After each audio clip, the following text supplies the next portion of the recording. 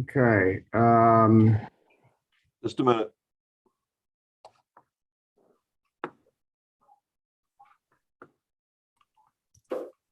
Okay.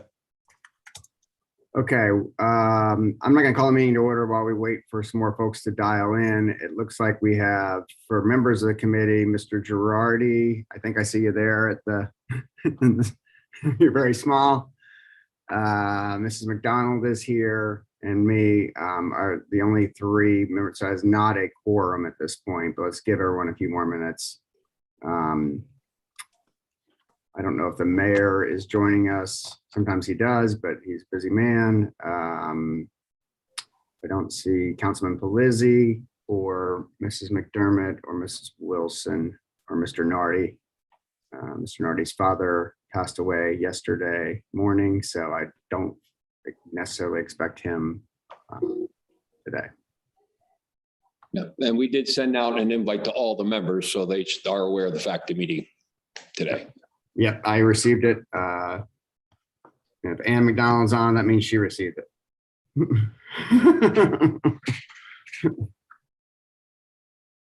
So we'll give, let's give it's only 10 o'clock right now by my computer time, which is generally pretty accurate. So let's give another 2 or 3 minutes here.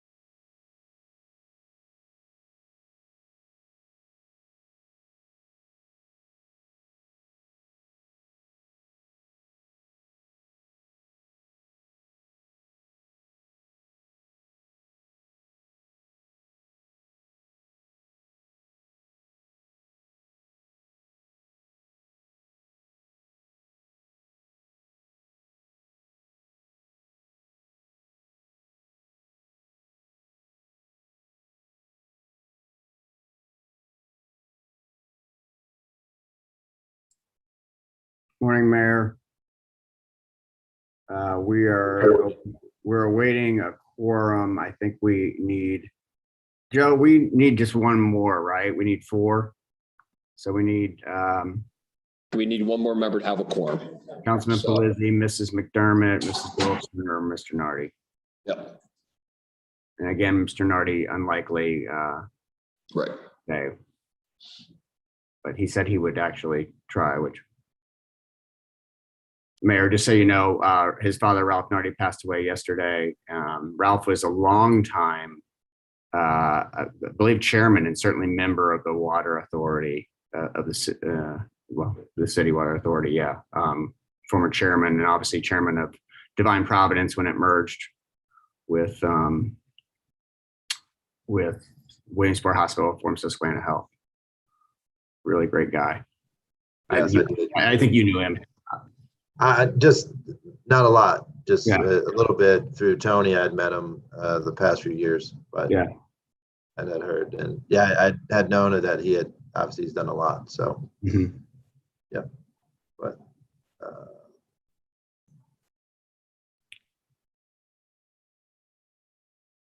I'm just gonna.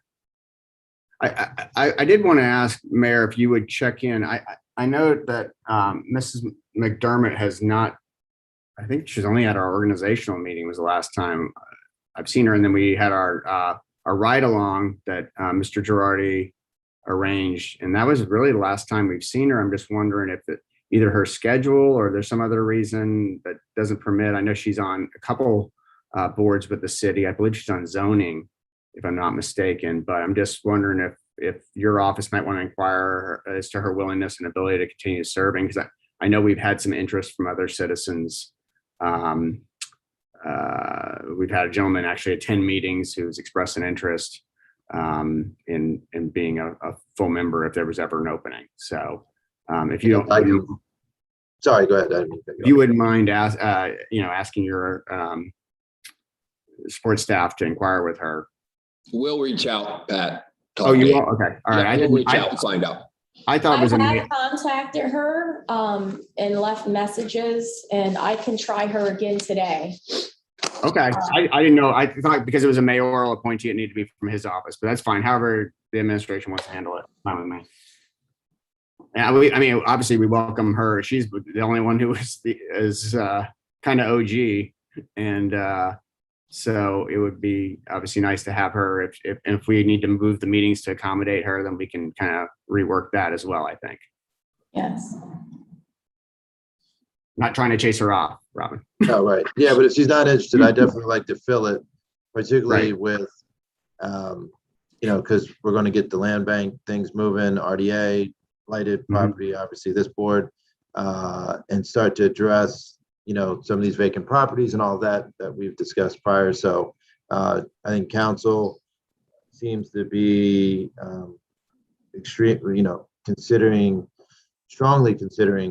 $2 to $4 million to the RDA, land bank, et cetera. So we'll have some teeth to start to make some of these necessary, long overdue changes. So Okay. I guess I could say improvements. Yeah, it's 10:06 now, so I guess we got to call it. We're not going to have a quorum, but Mrs. Katz is here and the mayor's here. I don't know. This came up. The first I was hearing of it yet was my good conversation with my old friend Mrs. Katz yesterday about the vacancy permit situation. But I mean, it was not an action item anyway. So since we're here, at least for my purposes and for Ann's, maybe we could learn a little bit more about what some other municipalities are doing. This is not really per se the blighted property. It doesn't seem like it's a blighted property review committee action, once it's enacted in these municipalities, but it seems like this might be a good place for it to bubble up from for a discussion, maybe at our December meeting. We'll try to make sure that we have a quorum for that. But I don't know who wanted to Skip, if you wanted to lead off on that, or Bonnie, or Chelsea. I know Chelsea had done some research there, but I guess I'll open the floor. This is not an official meeting, but because we're not able to enact one, but a discussion about an item for a future meeting, I guess we can call it. Well, I'll defer to Bonnie. Initially, Chelsea has done a lot of research into it, and then she may be able to explain the process better than anybody. But Bonnie, if you want to impart what your thoughts are. My thoughts are this discussion came up years ago with Chelsea when she was working as the planner for the city. So that was how many years ago, Chelsea? And of course, life goes on, and Chelsea left the city to work with the county. But then as we're proceeding in our world of looking for money in different ways, it bubbled up in both of our brains. And for me, I'm going to tell you truthfully, the one that bothers me the most is the Hoyer building on 4th Street, being that's right, around the corner from my store. And Joe Girardi can attest to this. I constantly call him every so often to have the vestibule swept out, because this empty building is just such an eyesore. And, you have people in this town that leave vacancies for so many years and never do anything with their buildings. And then you think about, there could be permits that they would have to pay for their vacant buildings. And, to me, this would be such an opportunity from the standpoint of, how many times do we say you're not going to get things done by somebody when they don't want to, unless you hit them in their pocket? And I think this would hit them in their pocket. Chelsea, I'm going to let you discuss this, because even though I've gone through some of the links with some of the cities, the third-class cities that have already been using the vacancy permits, I know you studied this, like I said, several years ago. And I would like to, let you have the floor to pursue this and inform everybody of what's going on with this. So Sure. I apologize. I want to interrupt Chelsea because we do have a quorum now. Hello, Jen. How are you? So maybe what we'll do is call the meeting to order. Hit our one business item and then kind of come back to this discussion first and then go to the other discussion if that works for everybody. So now that we have everybody, Mr. Girardi, you're still there. I see you guys turned off your camera, but I think you're still there. Yep, we're still here. Okay, so we have 4 members. So I'm going to call the Blighted Property Review Committee meeting for October 20th, 2021 to order. In attendance are Mrs. Wilson, Mrs. McDonald, Mr. Girardi, and me.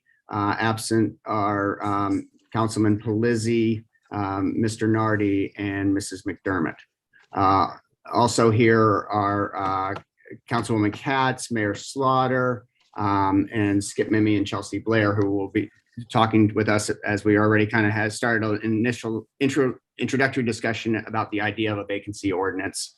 But first, the only matter we really have for an action item is approval of the minutes from the August 18th meeting. I'm actually going to ask for a motion to table that until our next meeting. I haven't even had a chance to review those.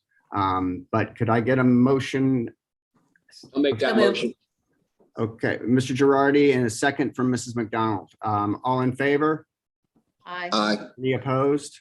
Okay, that carries. So we'll take a deeper dive into those, Mr. Girardi, and Robin, if you can put those on our agenda along with the minutes from this meeting, I suppose, for the next meeting. Okay. Great, thank you.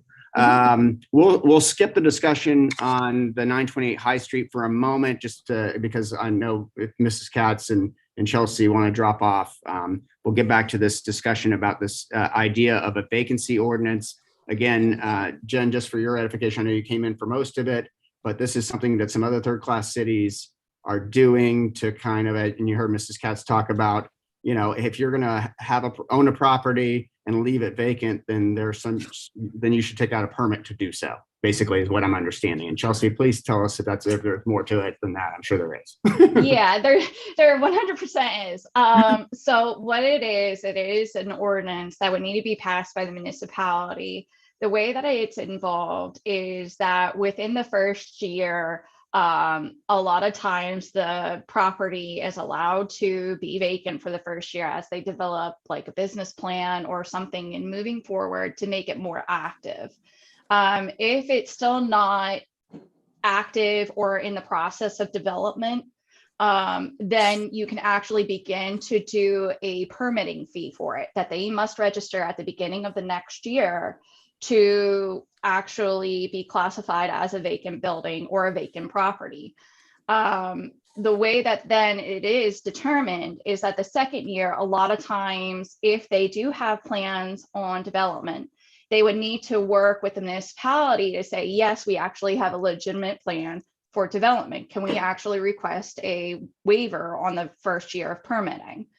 And so then if they actually succeed and they say, okay, in my third year, I need to actually construct or rebuild or do some remodeling, then usually the third year is the final year for the waiver. Usually the way that it works is that the first year permit is roughly around $500. There are some circumstances where scheduling like bi-yearly where they need to submit the permit or the fee or whatever. But then as the years go on, it increases and keeps on increasing. And anything that's typically above the 10-year marker, if I'm remembering correctly, it's like $5,000. And then any additional year after 10 years, it's like an additional $500 on top of that. So there are different ways to schedule it. That's kind of like some of the best ways that I've seen it done. The other interesting fact about these is you can actually define the definition of what it means to have a vacant building or a vacant property. Some municipalities have put it as a percentage. I think we know that some of our buildings here in the city, most of the building is vacant except for a very small piece. So we can actually put a percentage on the building as to say, hey, 60% of the building is vacant, so it must register as a vacant building. That's kind of like the gist in itself. They do have the registration permit fee in their ordinances, as well as the scheduling fee as well. All these waivers that are identified as well too. So I have a couple questions then. That scale, the scale of that accelerates the longer your property it remains vacant. Is that codified anywhere in state law, or are they kind of all over the map and decided by those municipalities? It's kind of decided by the municipalities from what I'm seeing. Okay. You do have even first-class townships that are doing this as well. Mhm. But what I'm seeing across the board is that they kind of have their own scheduling fee. Okay. So we can set it to whatever we want to set it at, from my understanding of things. Of course, we would be working with the solicitor and all this. Right. So pardon me, for the Blighted Property Review Board, one of the conditions to certify blight beyond, like, I don't know, there's 8 or 9 things about a property that some of which seem to be more narrowly focused on dwelling versus any kind of property, unfortunately. There's those criteria. And then on top of that, it has to be vacant for us to act. I mean, there are many properties that there's many properties in cities that I consider blighted, and certainly they're in violation of codes, but because they are occupied still, they would not ever come before us, and we could never certify them as blight under the law. So I wouldn't want to confuse that vacancy, a vacant property that is completely codes compliant, with those properties that still may continue to come before this committee. They're kind of two parallel tracks, Skip, and do you agree? Mr. Marty, the way that the ordinance would read is yet to be determined, but all those variables can be incorporated. As I'm learning, Chelsea's the one that has a lot more knowledge than I do, but as I'm learning this ordinance can be drafted in a multitude of ways, where we can define a period of time, a percentage of the building. We can define the related fines, so to speak, or registration fees. The inspections, you could require inspections of buildings. All of it needs to be incorporated into the ordinance. And from what I'm reading, we need to make sure that it is very specific, so that we're not, that we're going after those habitual offenders versus someone that may just have a building that is vacant, unfortunately, for whatever economic reasons. And we're not penalizing those, I'll call them unfortunate business owners. Right. And we want to make sure we're getting to the people that are Understood. creating a problem, not just an economic hardship, so to speak. So, And that's why it seems like the sliding scale would make sense, because, all right, so I have a commercial building downtown. I lost a tenant. I'm actively marketing for another one. I'm in that, maybe I'm not in nothing the first year, or maybe I'm in that $500, which, by the way, if you own a building in a central business district, you should be able to swing $500 for the vacancy permit, or you shouldn't probably be owning it. But go ahead. And the other thing is too, remember that waiver portion, right? So if they do develop, or they say that they have an idea of development, that they apologize, that they hit economic hardship, they can actually show economic hardship as part of that waiver process. Okay. In addition, they can work on developing an economic development business plan as to, hey, how do I get my building back on track? And that would be them like working with different associations, with the chamber, with us, and moving it forward. And again, it's kind of like what I've seen with the waivers. It's a lot of up to 3-year waiver is ultimately what it is. So it gives them plenty of time to do the economic development without them having to pay that penalty fee. Now, I will say that in a lot of the ordinances, I didn't see anything about what happens if they don't actually succeed after the 3 years, right? Because I can also see some people saying, oh, I'm going to take advantage of the waiver and kind of do my due diligence, when Right. really they're not. And so I think it's something that we got to think about, that if after year 3 that they really haven't made substantial progress into actually having businesses back in that building and that kind of stuff, then what we can do is say, okay, maybe you have to now repay years 1 and 2 permit fee. Mhm. Okay, yeah, I think that time is kind of an equalizer there for anybody, that time consideration, because after 3 years, even if you're trying really hard, maybe it needs to be in somebody else's hands who has a better approach, so that Exactly. so that the investment by the neighboring properties, so that the public investment, the massive public investments that we made in many cases in this city, especially in our central business district, kind of outsized in that case, you know, are not damaged by this one property holder who, even with, you know, well-meaning, is not getting it done. Correct. All right. So my other question would be, you gave the example of when it's a new kind of a new development or whatever. What happens when it's a property that was in long time use and then becomes vacant? Does the clock start at the time of vacancy? How do these municipalities deal with that in your reading? So I haven't been able to quite figure that one out. From my understanding, it's giving them the notice that, hey, you have 1 year to turn this around. What does 1 year mean? It doesn't explicitly say if it's calendar year or year from date of vacancy.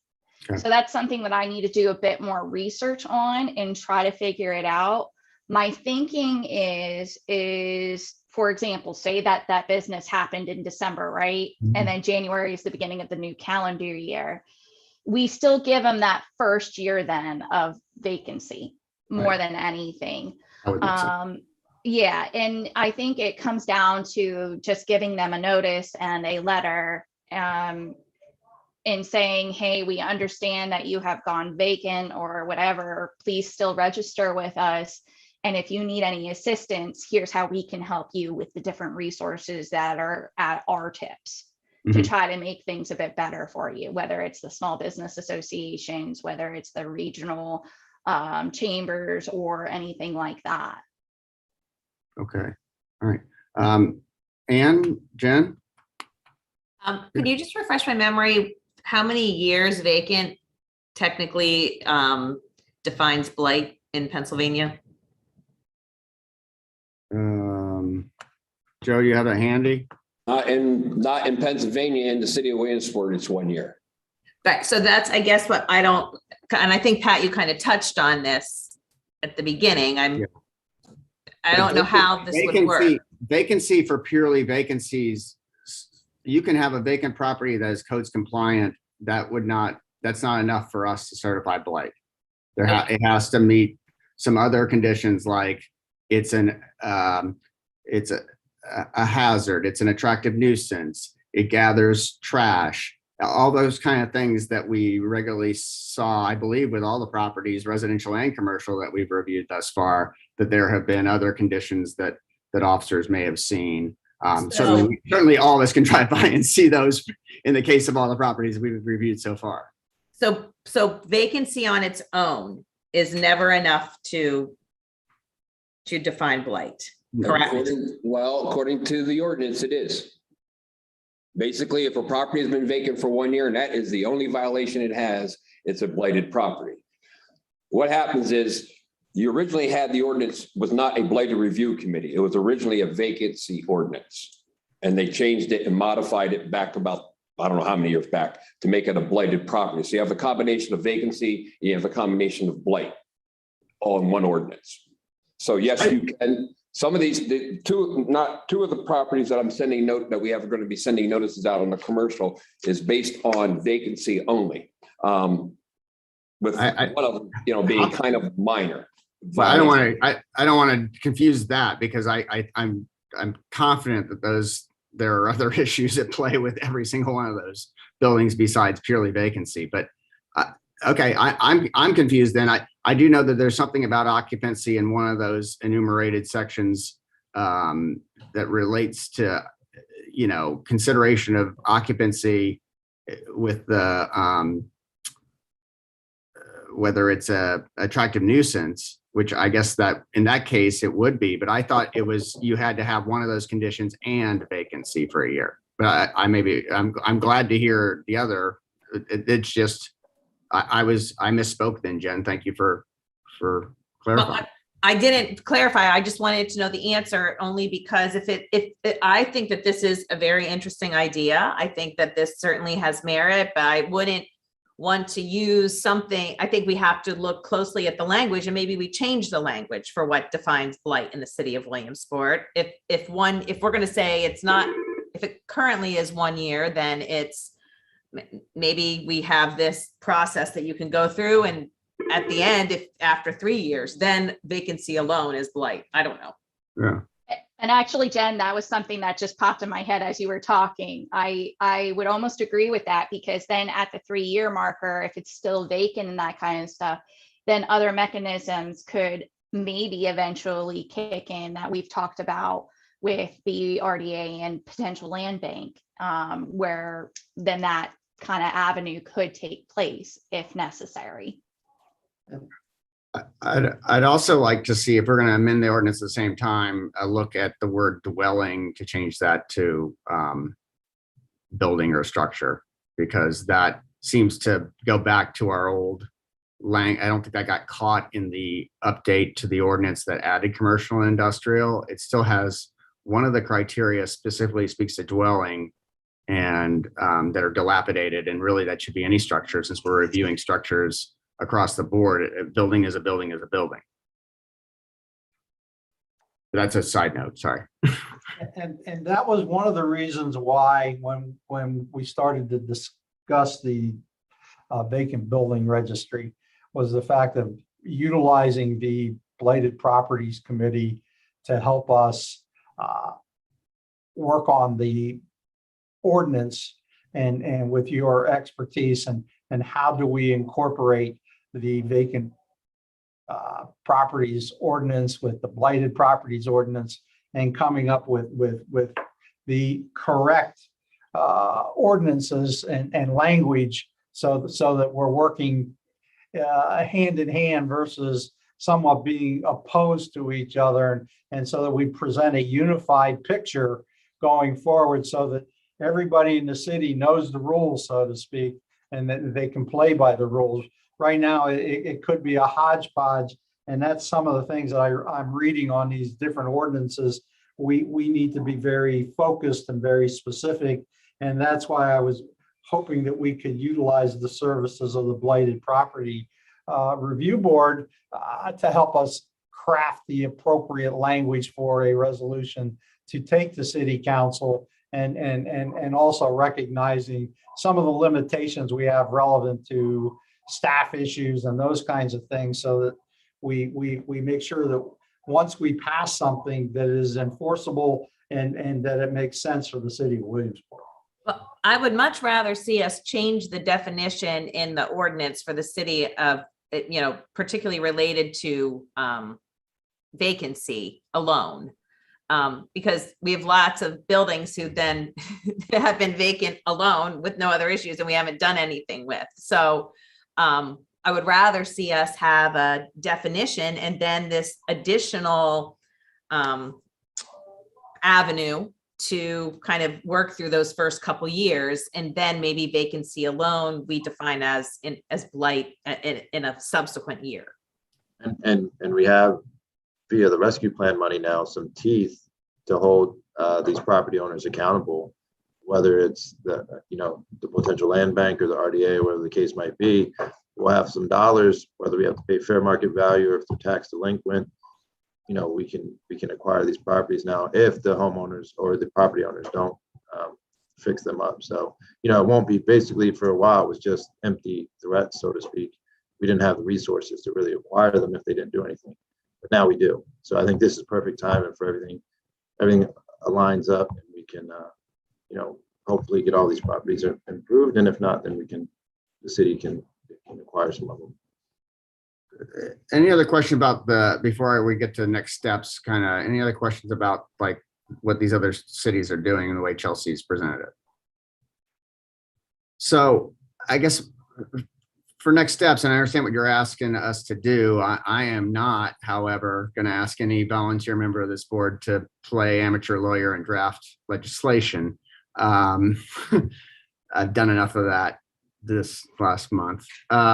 So my suggestion would be, are any of these examples actual third-class cities? Because they're the ones that best resemble what we have to operate under. And that's always the limitation that we all know the frustration. We always run into something. We all are well-meaning, and then there's something we can't do because of third-class city code. So are there ones that are actually within third-class cities that we can look to? Because they already have some sort of blighted property review committee, because that's permitted under statute for third-class cities. And then they were able to enact this and maybe even test it in the courts, hopefully, as well. And they've got some way that they work together. Chelsea. Yes. Continue. Yep. I, honestly, like, I really don't look at other municipalities besides third-class cities. Good. Just because of that legislation that we need to follow by. Right. So the samples that I have and everything are exactly third-class cities, and printed off a list, and I'll probably end up researching more third-class cities to try to see all their ordinances and see if there's a commonality within them. Can you share any of them with us now? Sure. Do you want me to send them by email or on Can screen? you give us an example of one third-class city in Pennsylvania? Oh yeah, so Newcastle is one of them. York is another one. Abington. Abington is Abington Township is a first-class township. But thought they they were have third. a great example of the definition of vacancy. That I will say that when I pull from other municipalities and that kind of stuff, and I probably will do this for some first-class cities and that kind of stuff that have this capability to do this, to look for clearer definitions, because that is one thing that I did see in most of the third-class cities is that it's very bland. It's not very well defined. And for me, I'm very, very specific at times. No, and that's vital when and if there's something between the municipality and a property owner where it goes, to somebody in a black robe. Having those definitions codified is incredibly important usually in those cases, and from what I understand. Yeah. Yeah. So, I mean, there are definitely several more. I mean, I forget how many third-class cities that we have, but I have a paper in front of me that shows like about a page and a half, single space of third-class cities in Pennsylvania. So there's definitely enough resources out there that we can get a pretty good definition of third-class cities. Again, this was just my beginning research, what I did a few years ago. But it's kind of neat to see this being brought up and move forward again. So I would say if we could dial in on a couple ordinances that you kind of like as you presented those ideas today, because I agree that sliding scale makes sense. Time being this denominator that's kind of allows a little bit fairer treatment of property owners. After 3 years, like I don't care if you're well-meaning or not. It's been 3 years. Let's do something different here. Those kind of things are great. I would just look for those and then maybe cross-reference. Do they have a blighted property review committee / ordinance as well? And if they do, then we can start to dial in on, okay, so how are they allowing those things to work together? Okay. That's the language that I always believe in stealing versus trying to create something of our own.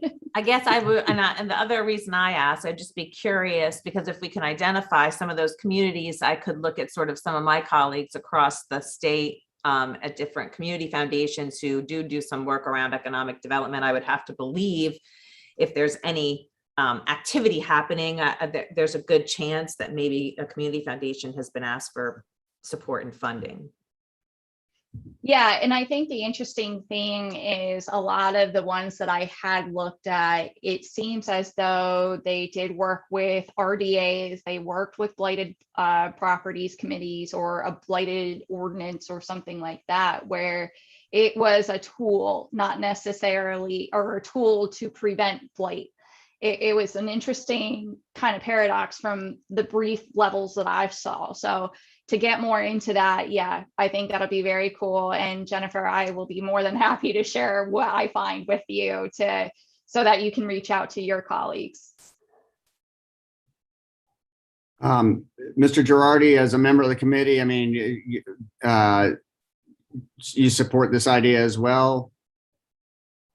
What I think is that we definitely need to, I do in the respect that I think it needs to separate what is blight and what is vacancy, because I think that's our problem. I think this board deals with blighted properties, and then we have an ordinance dealing with vacancy or vacant properties, then I think it makes sense to do that.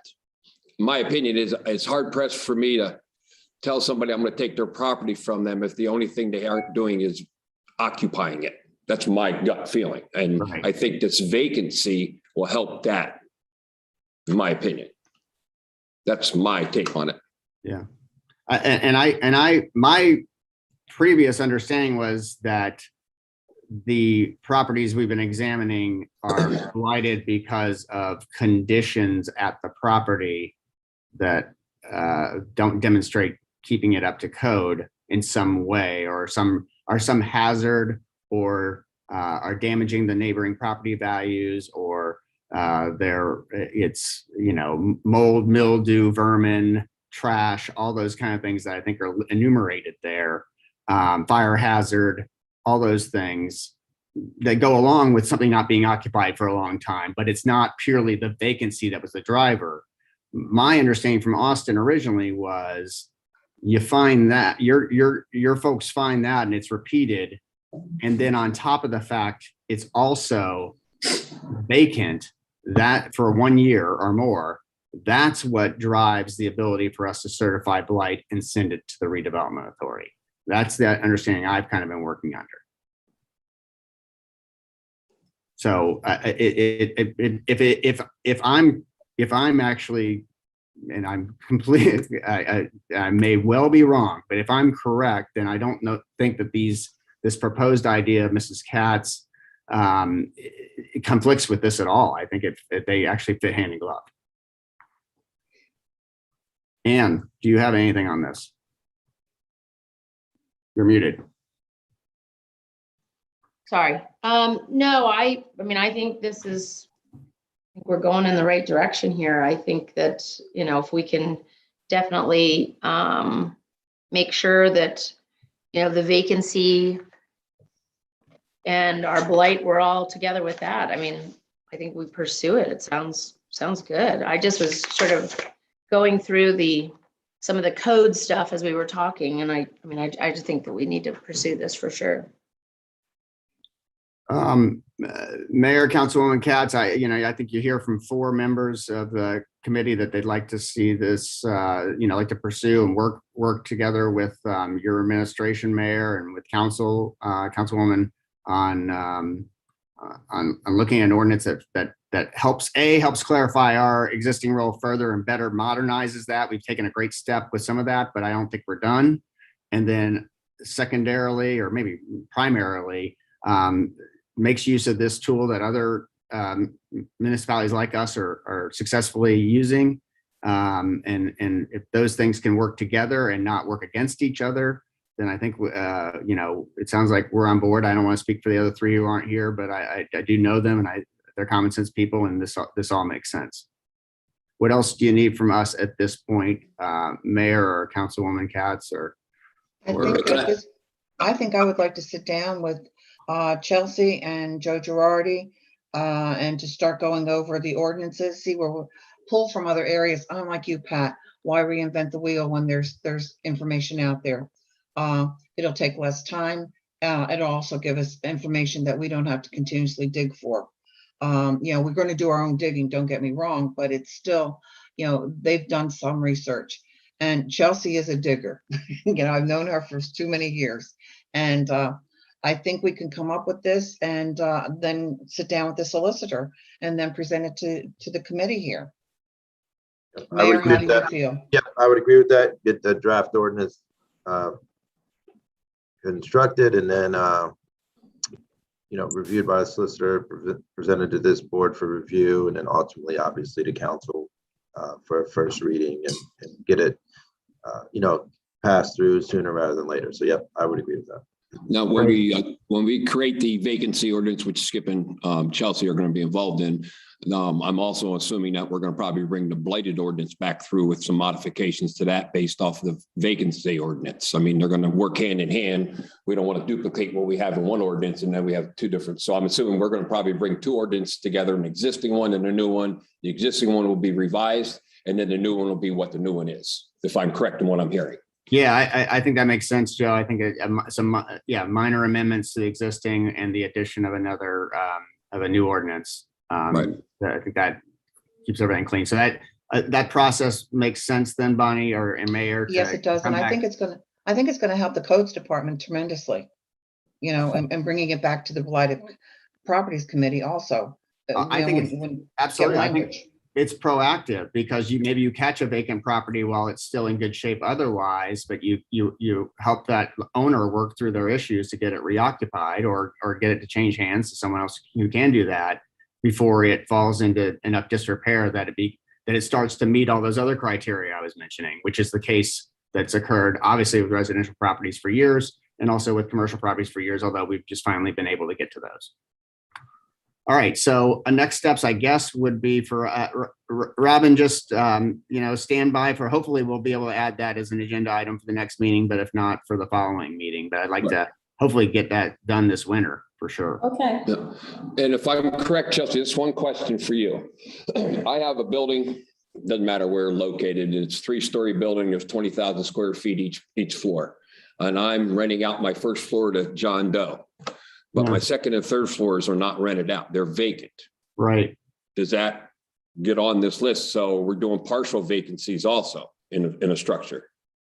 And I think that just depends on what we define as vacancy. Right. Honestly, because if we define it as what I've seen in some of the cases where it was by a percentage of if the building is 60% vacant, right there, then yeah, that would probably qualify. But if you classify as the entire building being vacant, then no, it wouldn't. So I think it's just a discussion on that point. I think also, in addition, something to think about as well. I know we don't have much vacant land here in the city, but there are some. It's something to also think about too, because I know that some of the municipalities that they not only look at vacant structures, but they look at vacant properties as a whole. So if there's vacant land as well. I'm glad you brought that up, actually, Chelsea, because that was a note that I had before as I was looking at some of these other things with the criteria. There are some things actually already in the blighted ordinance about vacant land, unimproved lots. And that's something that we have never, we've been eager to get to broaden our scope to make sure we're being fair to everybody in the city, but that's not something we've looked at in our tenure yet, Mr. Girardi, but I was going to mention it, that's something that maybe should be next on our plate. That's great. Yeah, if you're talking about vacant pieces of ground in the city that we may have torn down buildings, there's a lien placed on the property. Most of it, again, though, these are all in residential because we dealt strictly with residential in the past. But yes, there's probably 20 to 30 buildings out there over the last so many years that have been torn down or are sitting vacant that a structure could be built on. And I think in the blighted ordinance, it mentions that those are lots that just gather trash and aren't maintained and those kind of things. Yep. They're subject to being declared blight by us today, even without the addition of this new That's ordinance. correct. And maybe that's what we need to start taking a look at as well. I know Dr. Hippel at one point had talked about some municipalities across America, certainly not in Pennsylvania, you'd never get away with it in this Commonwealth, but a reverse taxation where you were taxed more on an unimproved property than you are on an improved property to incent development in urban areas, and kind of to fight against sprawl. It's a neat concept. It would obviously never happen in Pennsylvania, but this could be a small step towards kind of doing the same thing. And Pat, to kind of add on to what you were just saying there too, there's also fines that can be put against property owners that don't register their vacant building as well. Okay. So, and from what I've seen, they typically are up to twice as much as what the regular registry permit is. Good. So it encourages the registry. If they don't register, then instead of the $500, then they would have to pay $1,000. Okay. That's too light, but okay. For flouting the law, you should have to pay more than just double, I think. All right, well, great. Well, I think we have some path forward. Bonnie, I appreciate you bringing this up, and Chelsea, great research, and we'll stand by for our next steps. But it sounds like definitely the committee as a whole broadly supports this, so it doesn't really need an action item. Keep on keeping on. Anything else on that topic? If not, we've got one other topic for discussion. That would be the 928 High Street, which is parcel number 73-009-504. By recollection, this is the property that we heard an appeal from new owners who were going to get in there and do some work. And this committee was gracious enough to grant a 9-month extension for that work. And Mr. Girardi, I think that 9-month extension has expired per this agenda. So tell us more. Yes, on this particular property, the letters, we went first through the planning commission, then redevelopment, and we all approved that these were blighted properties. We sent the letters out. The individual had an opportunity to appeal. This gentleman appealed, said because of the COVID and everything that was going on, he didn't have an opportunity really to work on this particular building. He requested an extension of time. We granted him a 9-month extension to do some work on the property. And that time frame has expired. And to date, there hasn't been anything done to the property other than him cutting the grass. So this then would go back. His appeal process is over. He didn't do what he wanted to do. This board wouldn't necessarily have to take any action. It would go back and sit with the other 3 that we have. So when monies are available, we can take this property. That's where we're at with this particular property. Just wanted to make sure everybody was up to date. Mr. Marty was asking about it, but it went through all the process and everything. So at this point, it's a matter of us going through the process to take the property, which we can't do at this time until we have funding available. And Joe, was this the property where the fellow was he in California? That's correct. Okay, yeah. Yep. Okay. So there, can you, I'm concerned that we need to do some sort of follow-up that says in writing that says your time expired, or can we check with Austin and just see what kind of, I will check with Austin, but I will guarantee you, we need to send him out a letter letting him know that his request of extension of time has expired. You have done nothing at this point. So now we're going to forward this on to the proper, however I want to say, you know what I'm talking about, the steps. But yes, there should be a letter notifying him that his time frame's up. How do we know that he hasn't done anything? I've been out in the building and checked. So we have like a documented visit to the property with updated photos? I can give you updated photos. I didn't take them. I can go out tomorrow and take them and send them to you. This was the gentleman, right, that our photos were not current. So we initially were, I believe, if this is the property I'm thinking of, we were using outdated photos of the property. And so I just want to make sure that there's been a recent visit with, a documented visit to the property. Yeah, before I come to the meetings and before I discuss any buildings, I personally go out to look at the building. I'd be more than happy to take pictures of the building for you. Even though the pictures you may have seen were older pictures, that's exactly how the building sat the day I presented it to you. But I'd be more than happy to go out and give you that and give you any other documentation along with it and the letter. Well, it's All the not really board for her, it's for you and the city. Right. Because Oh, I understand that. we're not getting sued, the city is. I understand that. What I'm saying, no, Jennifer would like to have, that's not a problem. I don't need them. I just think it would be important for the city. I would think the mayor would want you to have them. I mean, I think that would just be part of the work of the department. I actually am more concerned that I think my recollection is we tabled to allow the 9 months. And I that's why I would like you to check with Austin, because, and I could have it wrong, I grant you. But I thought the 9-month extension was a tabling action, and now we have to remove it from the table and vote. I will check. Okay, all right, thank you, because I just feel like there's another procedural step there that if we Yeah, don't, we might- we're gonna the open ourselves minute- up for appeal again. We should make sure we check the minutes as well. Yeah. They had an extension. That's it. They did an extension. They did, yeah. I believe so. But that was an actual hearing, Correct. Mhm. because in our quasi judicial role that Austin was there for, so he'll know. Mhm. Okay. Okay. Any new business from members of the